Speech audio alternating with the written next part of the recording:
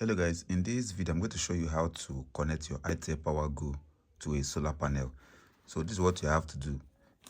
One of the things they gave you in the box is for the PV input, which is this one, DC to PV input, which supports up to 100 watts.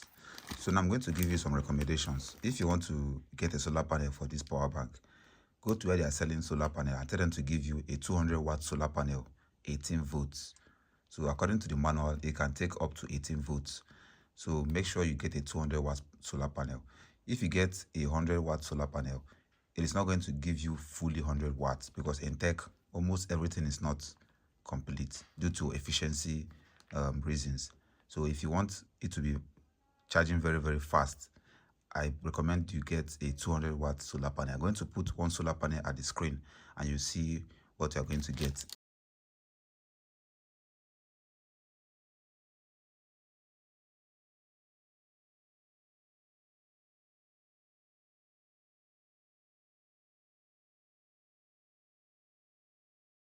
Now, this cable that comes with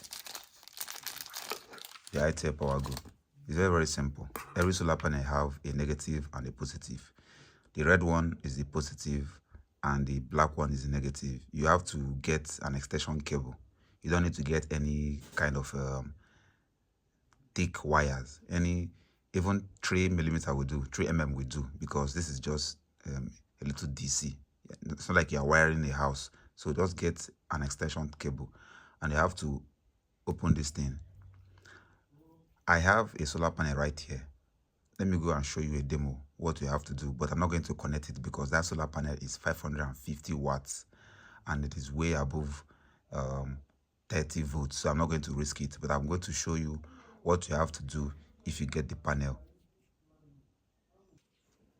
So this is my 550 watts solar panel I'm using with the Cómo solar.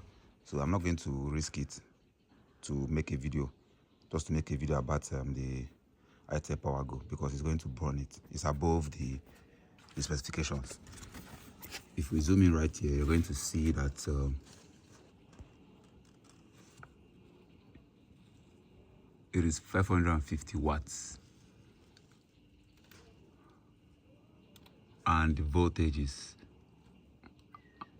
49 volts, which is more than what the itel PowerGo can carry. So when you get your hands on the panel, what you have to do is you check this.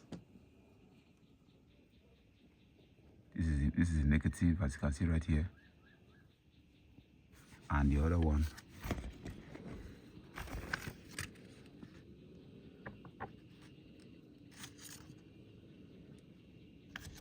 this is the positive. Some panels comes with negative and positive in the middle.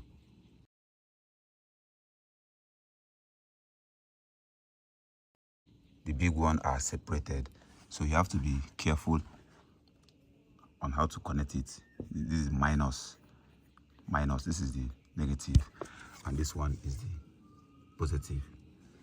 So what you have to do is to get an extension wire, peel this off and connect this negative, the black one, to the minus and the red one to the plus.